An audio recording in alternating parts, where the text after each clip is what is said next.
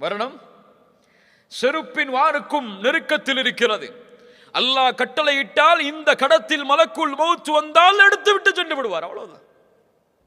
அவர் எங்கே இருக்கிறார், யாரோடு இருக்கிறார், எதை பேசிக் கொண்டிருக்கிறார், இந்த நேரத்தில் அவரை சந்திக்கலாமா கூடாதா, அதெல்லாம் எதுவும் கிடையாது. வருவார், அழைப்பார், எடுத்து செல்வார். அவர் மந்திரியாக இருக்கலாம், நாட்டின் அரசராக இருக்கலாம், உலகமே அவருடைய கரத்தில் கொடுக்கப்பட்டிருக்கலாம், பூமி, அதுவெல்லாம் அங்கே கணக்கு கிடையாது.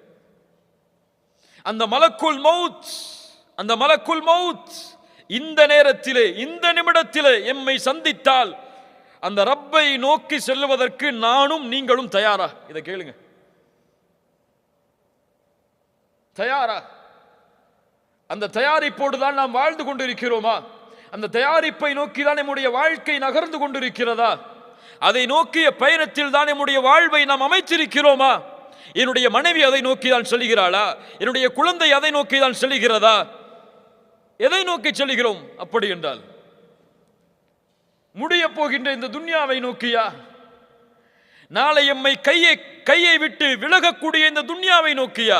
ஒரு நபித்தோழர் அழகாக சொல்லுவார், கபூர்களை பார்த்தால், கபூர் வாசிகளை எதை நீங்கள் எடுத்து சென்றீர்கள்? உங்களோடு எதை எடுத்து சென்றீர்கள்?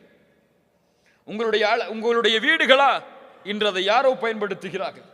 இரவு பகலாக உழைத்து நேரத்தை எல்லாம் கொடுத்து சிரமப்பட்டு காசு பணத்தை எல்லாவற்றையும் பத்திரப்படுத்தி அனுப்பி வைத்து கட்டப்பட்ட வீடு நாம் பயன்படுத்துவதற்காக கிடையாது.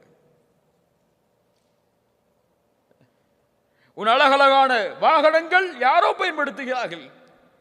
உன் செல்வம், அங்கே சண்டை நடக்கிறது. உன்னுடைய பிள்ளைகள் யாருக்கு எது என்று கேட்பதற்கு.